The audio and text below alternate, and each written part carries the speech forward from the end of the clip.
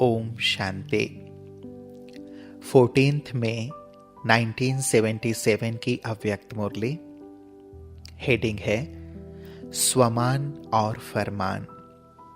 सदा फरमान पर चलने वाले फरमान बरदार, सदा स्वमान में रहने वाले, सदा भाग्य का सुमिरण करने वाले हर्षित मुख बच्चों प्रति बाबा बोले, सदा भाग्य विधाता बाप द्वारा प्राप्त हुए अपने भाग्य को सुमिरण करते हुए हर्षित रहते हो, क्योंकि सारे कल्प के अंदर सर्वश्रेष्ठ भाग्य इस समय ही प्राप्त करते हो।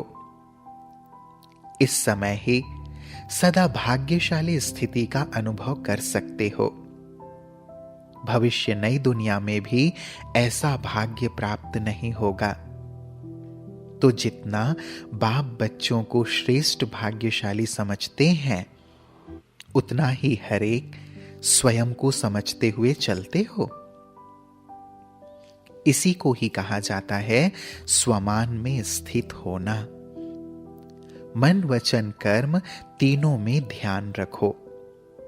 एक तो सदा स्वमान में रहना, दूसरा हर कदम बाप के फरमान पर चलना।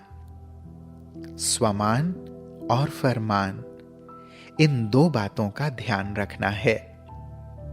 साथ साथ सर्व के संपर्क में आने में सम्मान देना है।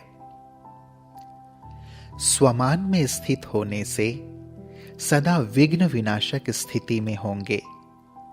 स्वमान क्या है उसको तो अच्छी तरह से जानते हो। जो बाप की महिमा है वही आपका स्वमान है।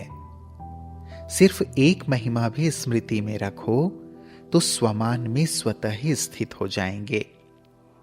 स्वमान में स्थित होने से किसी भी प्रकार का अभिमान, चाहे देह का व बुद्धि का अभिमान, नाम का अभिमान, सेवा का अभिमान व विशेष गुणों का अभिमान स्वतः समाप्त हो जाता है। इसलिए सदा विघ्न विनाशक होते हैं। ऐसे स्वमान में स्थित होने वाला सदा निर्माण रहता है। अभिमान नहीं, लेकिन निर्माण।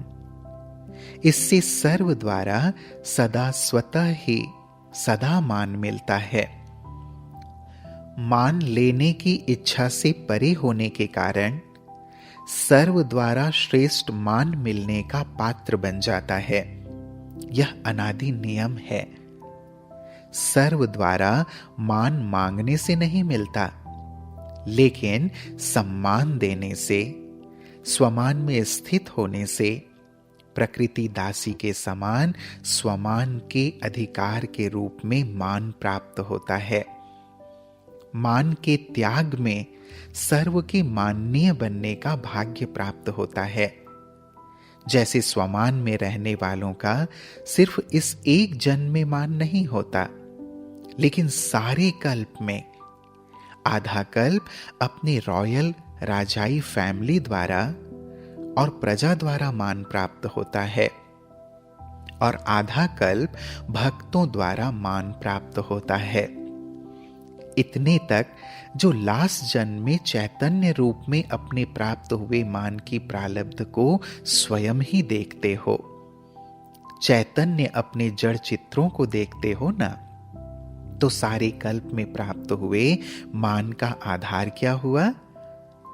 अल्पकाल के विनाशी मान का त्याग, अर्थात स्वमान में स्थित हो निर्माण बन सम्मान देना है।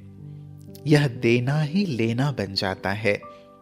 सम्मान देना अर्थात उस आत्मा को उमंग उल्लास में लाकर आगे करना है।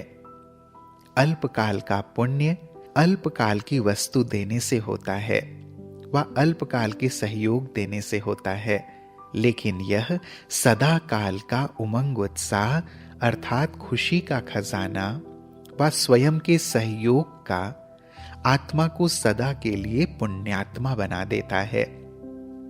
इसलिए यह बड़े ते बड़ा पुण्य हो जाता है। एक जन्म में किए हुए इस पुण्य का फल सारा कल्प मिलता है।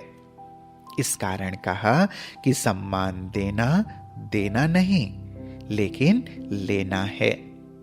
लौकिक रूप में भी कोई पुण्य का काम करता है तो सबके आगे माननीय होता है, लेकिन इस श्रेष्ठ पुण्य का फल पूजनीय और माननीय दोनों बनते हो।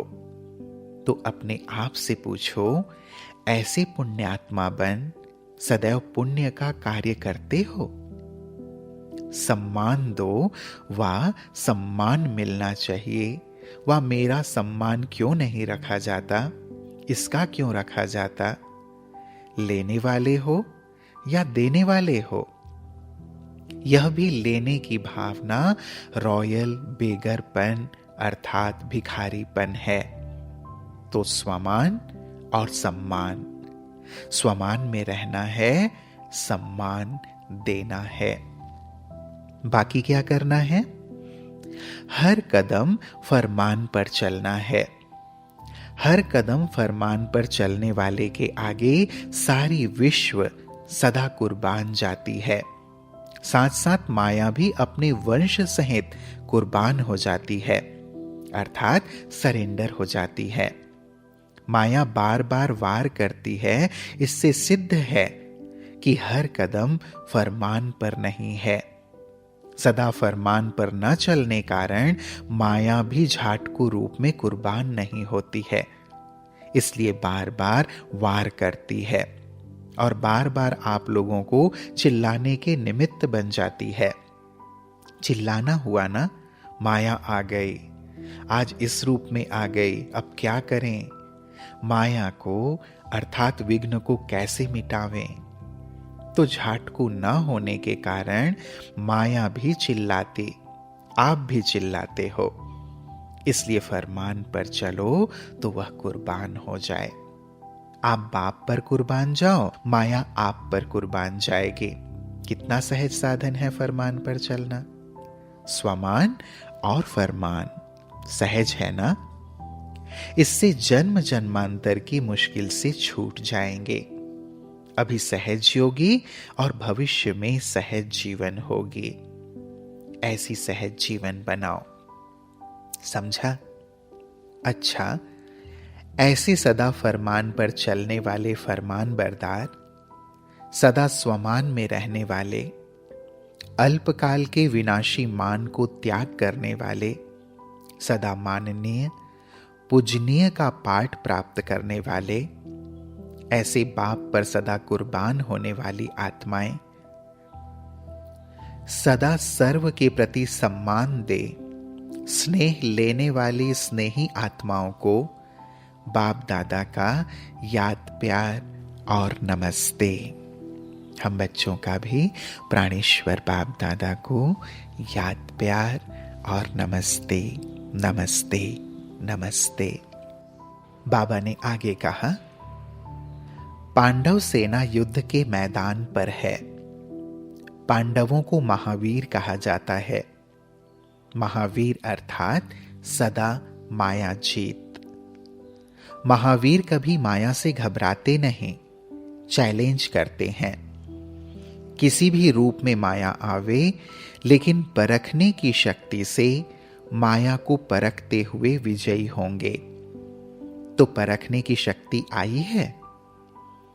माया को दूर से आते हुए परख लेते हो, वह जब माया वार करने शुरू करती तब परखते हो। जितनी जितनी परखने की शक्ति तेज होती जाएगी, तो दूर से ही माया को भगा देंगे। अगर आ गई फिर भगाया तो उसमें भी टाइम वेस्ट हो जाता, फिर आते आते कभी बैठ भी जाएगी। इसलिए आने ही नहीं देना है। आजकल के जमाने में दुरांदेशी बनने का अभ्यास करना होगा। साइंस के साधन भी दूर से परखने का प्रयत्न करते हैं। पहले या तूफान आना और उसके बचाव करना, लेकिन अभी ऐसे नहीं है। अभी तो तूफान आ रहा है, उसको जान करके भगाने का प्रयत्न करते हैं। जब साइंस भी आगे बढ़ रही है तो साइलेंस की शक्ति कितनी आगे जानी चाहिए। दूर से भगाने के लिए सदैव त्रिकालदर्शीपन की स्थिति में स्थित रहो। हर बात को तीनों कालों से देखो। क्या बात है, वर्तमान रूप क्या है, और पहले भी इस रूप में आई थी और अब जो आई है उसको समाप्त कैसे करें। तो तीनों को देखने से कभी भी माया का वार आपके ऊपर हार खिलाने के निमित्त नहीं बनेगा। लेकिन त्रिकालदर्शी होकर नहीं देखते, वर्तमान को देखते, इसलिए कभी हार कभी जीत होती, सदा विजयी नहीं होते। त्रिकालदर्शी स्थिति में स्थित रहने वाले से कभी भी माया बच नहीं सकती। अगर बार बार माया का वार होता रहेगा तो अतीन्द्रिय सुख का अनुभव चाहते हुए भी कर नहीं पाएंगे। जो गायन है, अतीन्द्रिय सुख संगम युग का वरदान है। यह और किसी युग में नहीं होता, यह अब का अनुभव है। तो अगर अतीन्द्रिय सुख का अनुभव नहीं किया तो ब्राह्मण बनकर क्या किया। जो ब्राह्मणपन की विशेषता है, अतीन्द्रिय सुख, वह नहीं किया तो कुछ भी नहीं। इसी कारण सदैव यह देखो कि सदा अतीन्द्रिय सुख में रहते हैं। फिर बाप दादा के साथ प्रश्न उत्तर है। प्रश्न, अतीन्द्रिय सुख में रहने वालों की निशानी क्या होगी। उत्तर, अतीन्द्रिय सुख में रहने वाला कभी अल्पकाल के इंद्रिय के सुख की तरफ आकर्षित नहीं होगा। जैसे कोई साहूकार रास्ते चलते हुए कोई चीज पर आकर्षित नहीं होगा, क्योंकि वह संपन्न है, भरपूर है। इसी रीति से अतीन्द्रिय सुख में रहने वाला इंद्रियों के सुख को ऐसे मानेगा जैसे जहर के समान है। तो जहर की तरफ आकर्षित होते हैं क्या। ऐसे इंद्रियों के सुख से सदा परे रहेंगे। मेहनत नहीं करनी पड़ेगी, लेकिन नॉलेजफुल होने के कारण उसके सामने वह तुच्छ दिखाई देगा। अगर चलते चलते इंद्रियों के सुख के तरफ आकर्षित होते, इससे सिद्ध है कि अतीन्द्रिय सुख की अनुभूति में कोई कमी है। इच्छा है लेकिन प्राप्ति नहीं। जिज्ञासु है, बच्चा नहीं। बच्चा अर्थात अधिकारी, जिज्ञासु अर्थात इच्छा रखने वाले। प्राप्त हो यह इच्छा नहीं, लेकिन प्राप्त है इस अधिकार की खुशी में रहने वाले। सदा इस अतीन्द्रिय सुख में रहो। इंद्रियों के सुख का अनुभव कितने जन्म से कर रहे हो, उससे प्राप्ति का भी ज्ञान है ना। क्या प्राप्त हुआ, कमाया और गंवाया। जब गंवाना ही है तो फिर अभी भी उस तरफ आकर्षित क्यों होते। अतीन्द्रिय सुख की प्राप्ति का समय अभी भी थोड़ा है। यह अभी नहीं तो कभी नहीं मिलेगा। इसका सौदा अभी नहीं किया तो कभी नहीं कर सकेंगे। फिर भी सोचते रहते, छोड़ें नहीं छोड़ें। बाप कहते हैं तो छोड़ो तो छूटे। कहते हैं छूटता नहीं है, पकड़ा खुद है और कहते हैं छूटता नहीं है। रचता तो आप हो ना। बार बार ठोकर मत खाओ। फिर अगला प्रश्न है, सदा अचल अडोल रहने के लिए विशेष किस गुण को धारण करना है। उत्तर है, सदा गुण ग्राहक बनो। अब हर बात में गुणग्राही होंगे तो हलचल में नहीं आएंगे। गुणग्राही अर्थात कल्याणकारी भावना। अवगुण देखने से अकल्याण की भावना और हलचल में रहेंगे। अवगुण में गुण देखना, इसको कहते हैं गुणग्राही। अवगुण देखते भी अपने को गुण उठाना चाहिए। अवगुण वाले से गुण उठाओ कि जैसे यह अवगुण में दृढ़ है, वैसे हम गुण में दृढ़ रहें। गुण का ग्राहक बनो, अवगुण का नहीं। फिर अगला प्रश्न है, कौन सा भोजन आत्मा को सदा शक्तिशाली बना देगा? उत्तर है खुशी का।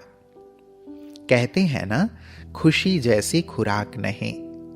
खुशी में रहने वाला शक्तिशाली होगा। ड्रामा की ढाल को अच्छी तरह से कार्य में लाने से सदा खुश रहेंगे, मुरझाएंगे नहीं। अगर सदा ड्रामा की स्मृति रहे तो कभी भी मुरझा नहीं सकते। सदा खुशी बुद्धि तक, नॉलेज के रूप में नहीं। कोई भी दृश्य हो, अपना कल्याण निकाल लेना चाहिए तो सदा खुश रहेंगे। ऐसी श्रेष्ठ भूमि पर आना अर्थात भाग्यशाली बनना। इसी भाग्य को सदा कायम रखने के लिए सदा अटेंशन, स्थिति सदा एक रस रहे। एक रस स्थिति अर्थात एक के ही रस में रहना और कोई भी रस अपनी तरफ खींचे नहीं। अगर किसी अन्य रस में बुद्धि जाती है तो एक रस नहीं रह सकते। बाप के समान स्वयं को नॉलेजफुल अर्थात ज्ञान का सागर अनुभव करते हो।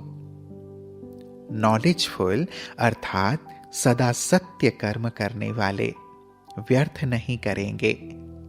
जब सत्य बाप के बच्चे हैं, सतयुग स्थापन करते हैं, तो कर्म भी सत्य होने चाहिए।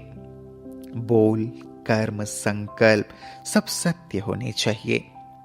इसको कहते हैं बाप के समान मास्टर नॉलेजफुल अर्थात ज्ञान स्वरूप। अच्छा, ओम शांति।